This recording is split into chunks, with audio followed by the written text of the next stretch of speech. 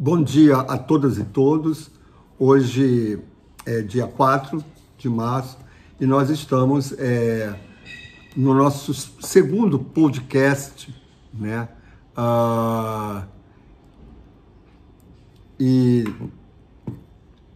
lembrando, fazendo esse pedido a todos e a todas, que não deixem de clicar, né, no like,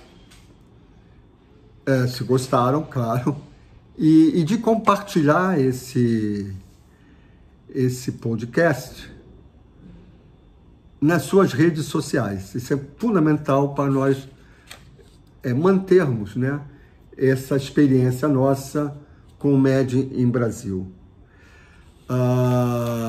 Bom, nessa semana, né, três matérias ou três textos merecem aqui destaque.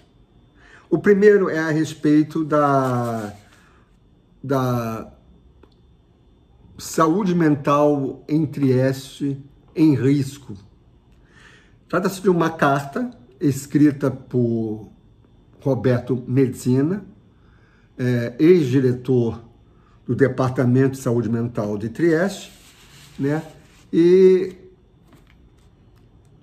é feita aí uma denúncia das ameaças que pairam sobre os serviços de saúde mental de Trieste, e é feito um pedido para que todos os que defendem o legado de Franco Basaglia assinem uma petição.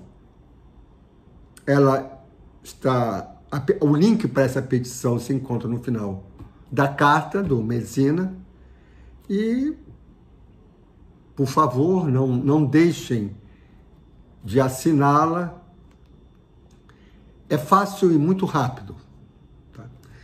A segunda matéria tem como título Psicose nos Estados Unidos inseparável do racismo e da desigualdade estrutural. Trata-se de um importante estudo que acaba de ser publicado no American Journal of Psychiatry. O estudo examina as consequências do racismo estrutural na sociedade dos Estados Unidos e como o racismo estrutural molda as condições sociais que levam a um maior risco de psicose, ou das psicoses em geral, e da esquizofrenia em particular. Que condições são essas? Primeiramente, né, os fatores de risco existentes no bairro onde se vive.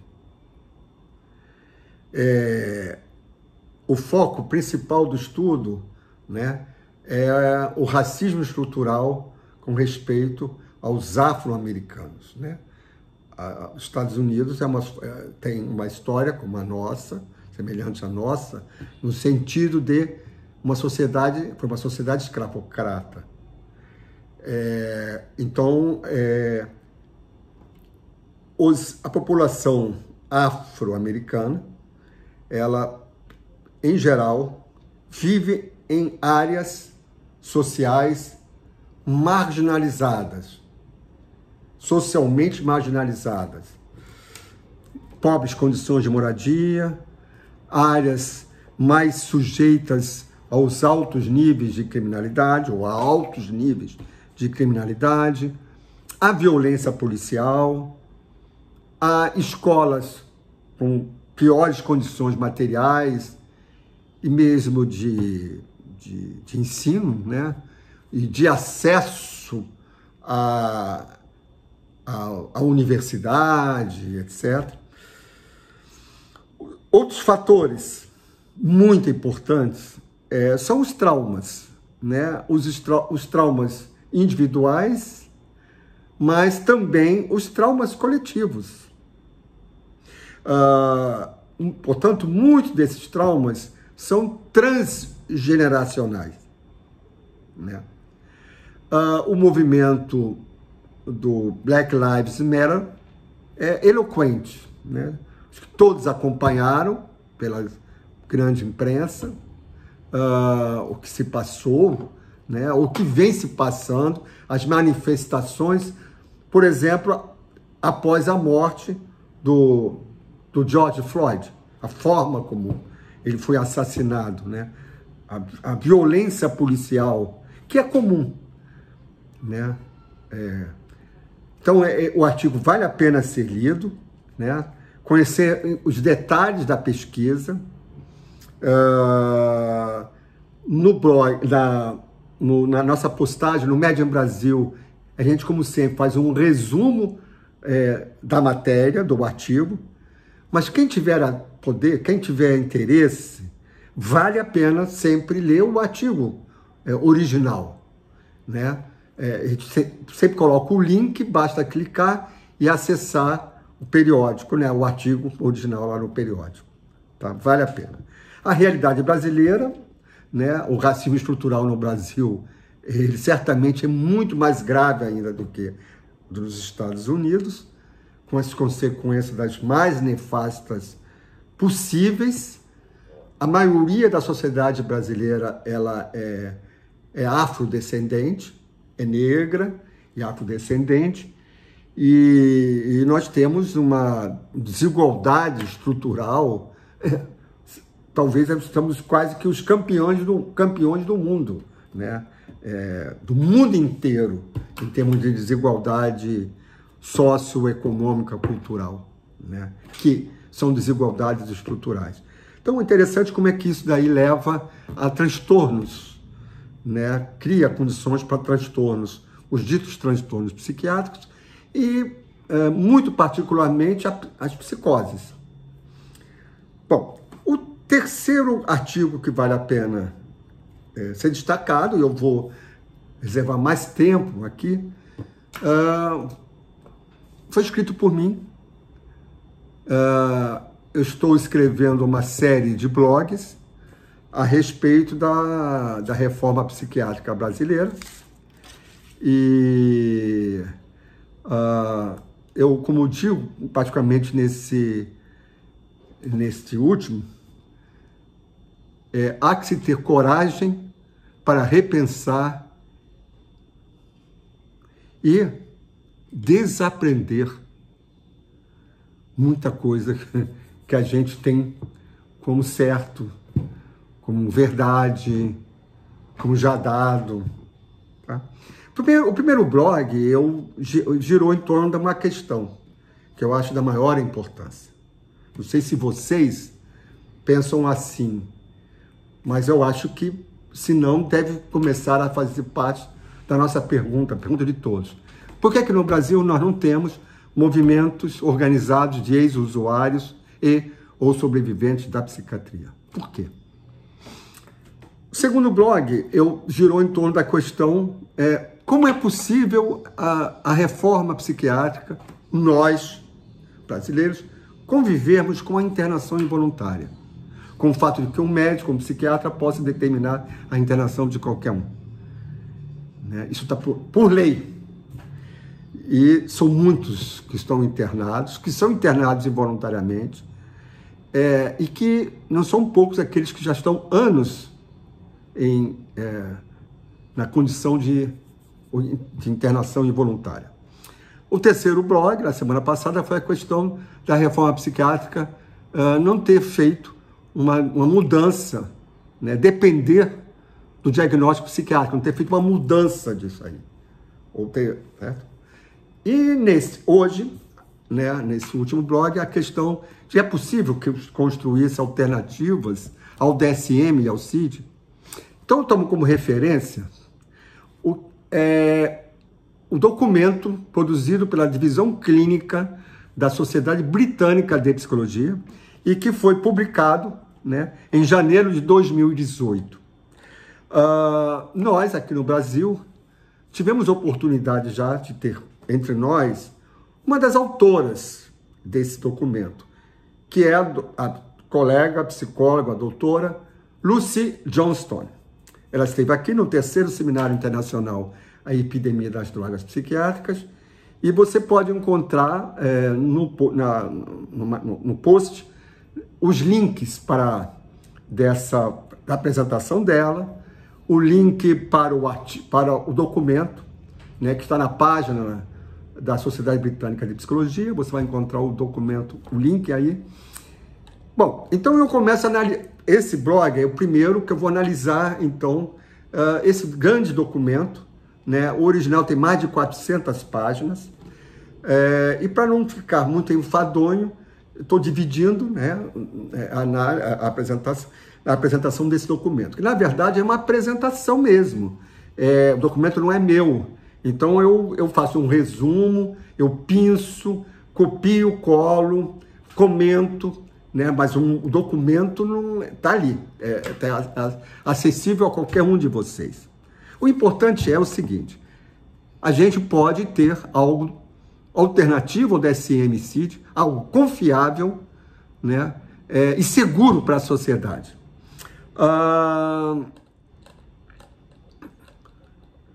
O que é normalmente feito é que a gente, né, os problemas que a gente tem, quer dizer, a chamada atenção psicossocial costuma dizer, não, reconhecer, né, os problemas sociais, econômicos, culturais que a gente vive.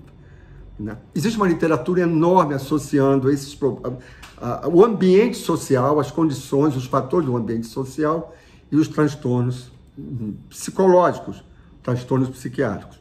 Como, por exemplo, classe social e pobreza, desigualdade de renda, desemprego, habitação precária, negligência na infância e abuso sexual, físico e emocional, violência sexual e doméstica, pertencer a grupos sociais subordinados, viver em uma área de alta criminalidade ou áreas de guerra e conflito, sofrer assédio moral, perseguição, discriminação, ser um refugiado, sofrer perdas significativas, tais como a perda de um pai, uma mãe na infância, etc. No entanto, isso daí é encaixado, né, dentro do modelo biomédico, né? Portanto, do diagnóstico, por exemplo, né? Então, as pessoas são alocadas nessa ou naquela categoria psiquiátrica. O contexto social, esses fatores são vistos como eventos negativos ou forças estressantes que desencadeiam uma doença mental. O modelo básico para isso daí é chamado biopsicossocial. Então, há a dimensão biológica, há a dimensão psicológica e a dimensão social. Certo? Que na prática, como eu vou mostrar aí, que é o tema, na verdade é um modelo bio. Ou então é um modelo que é complementar a isso a ideia de que existe então uma vulnerabilidade estrutural, uma vulnerabilidade da gente, das pessoas, e fatores estressantes desencadeiam isso. Então, esses fatores, o ambiente social, são fatores desencadeantes de algo que a pessoa já tinha uma predisposição biológica, né, ou psicológica mesmo, né, porque há muitas teorias psicológicas que partem desse princípio, né.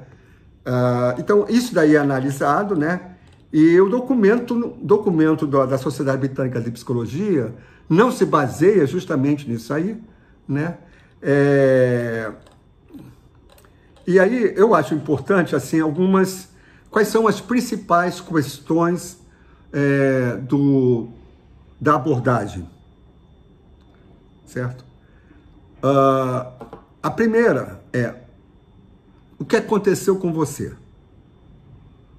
Como o poder está operando em sua vida? A segunda pergunta é: como esse poder afetou você? Que tipo de ameaças isso representou e representa para você? Então, poder, ameaças. E a terceira pergunta é: que sentido você fez disso? Ou seja, qual o significado dessas situações e experiências para você? Que é sentido. Então, poder, ameaças, o sentido que está se dando a isso daí. E, finalmente, a quarta pergunta: quais são os seus pontos fortes? Ou seja, que acesso à fonte de poder você tem? Que suporte social você tem? quais são as suas condições de vida, etc. O que você tem, né, que se poder considerar como forte, aspectos fortes, para poder enfrentar isso. Então, finalmente, todas essas questões, elas podem ser resumidas a: qual é a sua história? Conte-nos a sua história. Bom, quais seriam, então, os principais fundamentos da abordagem poder, ameaça e significado, sentido? Né? E aí, justamente aquilo que diferencia radicalmente do diagnóstico psiquiátrico. O sofrimento emocional, como todas as experiências humanas, é experimentado e expressado, em parte, através de nossos corpos. Mas sendo verdadeiro que todas as nossas experiências têm aspectos físicos, nem todo sofrimento é melhor entendido como uma doença médica com causas e tratamentos principalmente biológicos. Nós nunca seremos capazes de fazer simples ligações entre isso aconteceu comigo e isso é o resultado. Né? Isso porque, quando as coisas vão mal em nossas vidas, o resultado é moldado por uma multiplicidade de fatores, incluindo o suporte que recebemos e o significado que damos à situação. As origens das experiências que nós chamamos de problemas de saúde mental são, quando rastreadas de volta às suas raízes, sociais e políticas. Portanto, devem ser abordadas dessa forma. As expressões de experiências de sofrimento são sempre moldadas pela cultura na qual elas aparecem, certo? Os seres humanos são fundamentalmente seres sociais, não indivíduos separados, fazendo suas próprias jornadas puramente pessoais. Os seres humanos são ativos, têm agência, capacidade de reagir, de tomar decisões, portanto, não é uma coisa que vem de fora, como um vírus que ataca o sujeito, né? E a gente é vítima disso. As respostas descritas na psiquiatria normais, frente a experiências dolorosas, traumáticas, essas respostas pela psiquiatria são tidas como sintomas, né? Quando, na verdade, são tentativas para sobreviver em situações difíceis, tanto no passado como no presente. Nós, humanos, somos criadores de significados, portanto, a abordagem tem que lidar com essa capacidade nossa de produzir significados e constantemente produzir significados, explicando dessa maneira, dando sentido dessa maneira ou da outra, né? Um dos efeitos mais nocivos do diagnóstico psiquiátrico é obscurecer os significados pessoais, ouvir vozes, ter mudanças de humor, né? São sintomas de uma doença para a psiquiatria, né?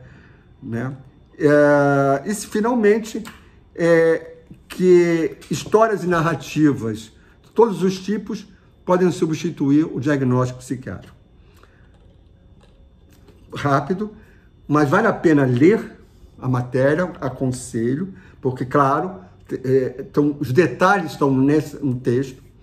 Eu espero que vocês gostem. No final tem algumas referências bibliográficas do conteúdo desse blog.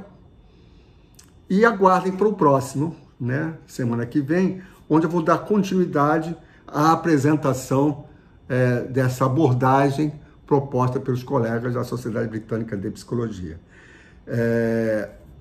Esse blog foi apenas uma apresentação, né, para o que vai vir agora, nos sucessivos blogs. Obrigado por você ter aqui escutado, dê seu like, compartilhe e até a próxima semana.